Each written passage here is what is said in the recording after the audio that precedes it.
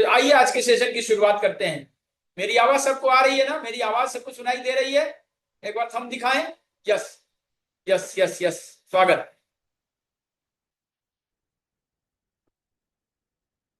आराम की मुद्रा में बैठ जाएं। बिल्कुल कंफर्ट मोड में बैठें। रीढ़ की हड्डी को सीधी रखें। कंधे को सीधा करें और आंखों को धीरे से बंद करें। रीढ़ की हड्डी को सीधी करें, कंधे को सीधा रखें, आंखों को धीरे से बंद करें और एक तेज गहरी सांस लें। सांसों को रोकें और धीरे धीरे सांसों को छोड़ें। एक तेज गहरी सांस लें, सांसों को रोकें और धीरे धीरे सांसों को छोड़ें। एक तेज गहरी सांस लें, सांसों को रोकें और धीरे धीरे सांसों को छोड़ें। मैं ईश्वर का अंश हूं, मैं ऋषियों का वंश हूं। मैं ईश्वर का अंश हूं, मैं ऋषियों का वंश हूं। ईश्वर ने मुझे इस संसार में सेवा करने भेजा है और मुझे इस शाश्वत चिकित्सा के माध्यम से सेवा करने का अवसर दिया है। मैं ईश्वर का आभार व्यक्त करता हूं, धन्यवाद करता हूं कि मुझे इस वैदिक विद्या के निमित्त चुना, लोगों की सेवा करने का जरिया बनाया। मैं धन्यवाद करता हूं उस परमात्मा का जिन्होंने मुझे इस ज्ञान को सीखने के लिए प्रेरित किया। अपने माता पिता को प्रणाम करें, गुरुजनों को प्रणाम करें, सभी देवी देवताओं को प्रणाम करें, ऋषि अंगिरा को प्रणाम करें, भगवान धन्वंतरी को प्रणाम करें, सभी दृश्य अदृश्य शक्तियों को प्रणाम करें, धरती माता को प्रणाम करें, सभी वीर वीरांगनाओं को प्रणाम करें, भारत माता को प्रणाम करें और ईश्वर का धन्यवाद करते हुए ईश्वर से कामना करें कि हे ईश्वर, मुझे, मेरे परिवार को, संपूर्ण समाज को, संपूर्ण देश को और संपूर्ण विश्व को स्वस्थ, सुखी और संपन्न रखे।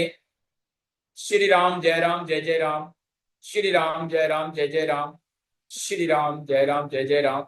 दोनों हाथों को रब करें, आंखों का स्पर्श करते हुए धीरे से आंखों को खोलें। श्री राम जय राम जय जय राम, श्री राम जय राम जय जय राम, श्री राम जय राम जय जय राम। कल प्रथम दिवस में हमने सीखा था कि शाश्वत चिकित्सा क्या है। शाश्वत चिकित्सा हमारे अथर्ववेद की एक विद्या है जिसके प्रणेता ऋषि अंगिरा हैं। आगे थोड़ा सा सारांश बता दूं, फिर आगे। आज चूंकि आज प्रैक्टिकल ज्यादा है, आज का सेशन टाइम ज्यादा लग सकता है। अगर नेटवर्क सही सलामत रहा, अगर नेटवर्क की समस्या नहीं हुई तो आज कम से कम 2 से ढाई घंटे क्लास चलनी है। सभी तैयार हैं?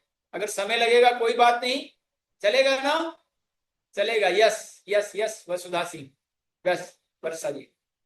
तो कल हमने प्रथम दिवस सीखा था कि शाश्वत चिकित्सा क्या है और काम कैसे करता है। शाश्वत चिकित्सा अथर्ववेद की एक विद्या है जिसके प्रणेता ऋषि अंगिरा हैं। ऋषि अंगिरा ने शाश्वत चिकित्सा को भगवान के 5वें अवतार वामन अवतार से जोड़ा है। वामन अवतार में कथा है कि 3 पग में प्रभु ने धरती आकाश पाताल माप लिया था और हम 3 पग में अपने रोगों का स्थान निर्धारित करते हैं और इस 5 उंगलियों को 3 उंगली ऐसे जोड़ के जो हम मुट्ठी बनाते हैं, ये हमारा वामन का पग होता है। हमारा शरीर 5 तत्वों से बना हुआ है। क्षिति जल पावक गगन समीरा 5 तत्व का ये शरीर है जो 3 दोषों से संचालित होता है, जिसे वात पित्त और कफ के रूप में जानते हैं। 7 धातुओं से पुष्ट होता है। कल 7 धातुओं के नाम आपने लिखा था। इसके अलावा हमने कल सीखा कि हमारा शरीर कैसे काम करता है और हम रोगों को कैसे परिभाषित करते हैं। रोग का मतलब क्या है कि रोग, जितने भी रोग हैं, जितने रोगों के नाम हैं, उसमें 90% बीमारियां साइकोसोमेटिक बीमारियां होती है। साइको यानी मन, सोमा यानी शरीर। तो आइए हम सबसे पहले अपने मन को समझते हैं, यानी ब्रेन को समझते हैं। आज हम ब्रेन को समझेंगे, ब्रेन से समझते हुए हम नीचे उतरेंगे तो सर्वाइकल, फ्रोजन शोल्डर के ऊपर बात करेंगे। तो हमारा ब्रेन क्रेनियम नाम की हड्डी में, क्रेनियम हमारे ब्रेन की जो पहली हड्डी है वो क्रेनियम है, क्रेनियम नोट कर सकते हैं। क्रेनियम नाम की हड्डी में मेनिंजोइट नाम की थैली में हमारा ब्रेन बंद होता है। क्रेनियम नाम की थैली में, मेनिंजोइट नाम की थैली में ये फाइब्रस बोन होता है। इस बोन को क्या कहते हैं? फाइब्रस बोन, यानी फाइब्रस यानी बहुत मजबूत, ये टूटती नहीं है। जो रेशेदार बोन इसको कहते हैं, फाइब्रस यानी रेशेदार, राइट। हमारे ब्रेन का 90% भाग, जिसमें सेंट्रोसोम नहीं होने के कारण सेल डिवीजन नहीं होता। हमारे ब्रेन के 90% भाग में सेल डिवीजन बिल्कुल नहीं होता, क्योंकि इसमें सेंट्रोसोम नहीं होता है। लेकिन जो 10% है, जिसको गैलेलियन सेल कहते हैं, क्या कहते हैं? गैलेलियन सेल।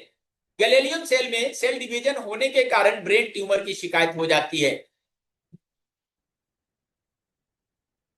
हमारे ब्रेन में सेल डिवीजन नहीं होता, लेकिन जो 10% गैलेलियन सेल है, उसमें सेल डिवीजन होने के कारण गैलेलियन गैलीलियन गैलीलियन सेल, जिसमें सेल डिवीजन होता है, इसी कारण से ब्रेन ट्यूमर का शिकायत हो जाती है, राइट। न्यूरोसेल्स की लंबाई को साइनेप्स बोला जाता है और उसके आखिरी सिरे को, अंतिम छोर को एक्सॉन बोला जाता है। कल हमने बताया था कि ब्रेन हमारा 3 पार्ट में बटा हुआ है, फ्रंटल लोब, मिडल लोब और पोस्टेरियर लोब। हमारा फ्रंटल लोब भी 3 पार्ट में बटा हुआ है। कल कितने लोगों ने नोट किया था? तो हम दिखाएं, नोट किया हुआ है सबका? दीप कुमार उपाध्याय, यस, नोट है ना सबका? ये नोट होना चाहिए, क्योंकि ये आगे आपको काम आने वाले पॉइंट्स हैं। ये आप जब जानेंगे तो आपको ये आसान रहेगा आगे प्रैक्टिकल करना, राइट। तो ब्रेन 3 पार्ट में बटा है, frontal lobe, middle lobe, posterior lobe. हमारा फ्रंटल लोब भी 3 पार्ट में बटा है, सेरेब्रम, हाइपोथैलेमस और थैलेमस के रूप में। हमारा मिडल ब्रेन कैलिकुली, टेगमेंटम और सेरेब्रल पेंडिकुलर, ये हमारे आंखों से रिलेटेड होता है। हमारा मिडल ब्रेन, आंख, नाक, कान, ENT डिपार्टमेंट हमारे मिडल ब्रेन से संचालित होता है। फ्रंटल लोब में थैलेमस, हाइपोथैलेमस और सेरेब्रम होता है। सेरेब्रम हमारी मेमोरी के लिए जिम्मेवार है। मेमोरी पावर हमारे सेरेब्रम के कारण होता है। अगर सेरेब्रम सही से एक्टिव नहीं होगा तो मेमोरी एक्टिव नहीं हो सकती, मेमोरी खत्म हो जाएगी आदमी की, राइट। थैलेमस क्या करता है? हमारे बाहरी अंगों में जो स्पर्श होता है, जो कांटा लगता है, जो चाकू लगता है, गर्मी सर्दी लगती है, जो भी एहसास होता है, इसको ले जाता है, हमारे ब्रेन को देता है और हमारा ब्रेन उसी हिसाब से रिएक्ट करता है। ये कौन करता है? बाहरी पार्ट में थैलेमस, और यही काम अंदरूनी पार्ट में हाइपोथैलेमस। फिर से दोहरा लें, क्योंकि फिर शुरू हो जाएंगे तो इस पार्ट में मैं लौटने नहीं जा रहा हूं, फिर आखिरी दिन इसके ऊपर सवाल पूछूंगा, ठीक है। बाहरी पार्ट में थैलेमस और अंदरूनी पार्ट में जो हमारे शरीर के अंदर गर्मी सर्दी जलन जो भी होता है, दर्द होना, वो हाइपोथैलेमस उसको रिसीव करता है, ब्रेन को देता है। अब हमारे ब्रेन में जो थैलेमस लेके जाता है, हमारे ब्रेन में 80 बिलियन न्यूरॉन्स हैं और हमारे शरीर में 60 ट्रिलियन सेल्स हैं, लेकिन इस दोनों के बीच में थोड़ा सा गैप है। इस गैप को पूरा करने के लिए एक तत्व होता है जिसको एक्सॉन कहते हैं, जो हमारे साइनेप्स की लंबाई का पिछला हिस्सा है, उसको एक्सॉन कहते हैं। ये एक्सॉन काम कैसे करता है? सोडियम के द्वारा, यानी नमक के द्वारा। सेल्स की जो भी सूचनाएं हैं वो हमारे न्यूरॉन्स को मिलता है, तो बीच में एक गैप है। इस गैप को पूरा करने के लिए एक तत्व है एक्सॉन के रूप में। ये एक्सॉन सोडियम के कारण यानी नमक के कारण काम करता है। यानी हमारे शरीर को 5 से 7 ग्राम नमक प्रतिदिन चाहिए। ये WHO का भी कहना है कि 5 से 7 ग्राम नमक चाहिए। तो हम अपनी सब्जी में डाल के नमक खाते हैं, दाल में डाल के नमक खाते हैं, हमारे लिए पर्याप्त होता है, राइट। क्योंकि अगर नमक शरीर में कम हो जाएगा तो हमारा ब्लड प्रेशर लो होने लगेगा, हमारे सोचने समझने की शक्ति समाप्त होने लगेगी, हमारे अंदर चक्कर, वर्टिगो आने लगेगा, हम कुछ भी निर्णय करने की स्थिति में नहीं होंगे, क्योंकि हमारे सेल्स का संदेशा हमारे ब्रेन को नहीं जा रहा है और हमारे ब्रेन का संदेशा हमारे सेल्स को नहीं मिल रहा है, बीच में डिस्कनेक्ट हो जाता है। ये काम कौन करता है? एक्सॉन करता है, और एक्सॉन करता है नमक के कारण। इसीलिए किसी किसी का ब्लड प्रेशर जब लो होता है, चक्कर आने लगता है, कमजोरी महसूस होता है, तो उसे नमक, चीनी और पानी का घोल दिया जाता है, यानी ORS के रूप में, राइट।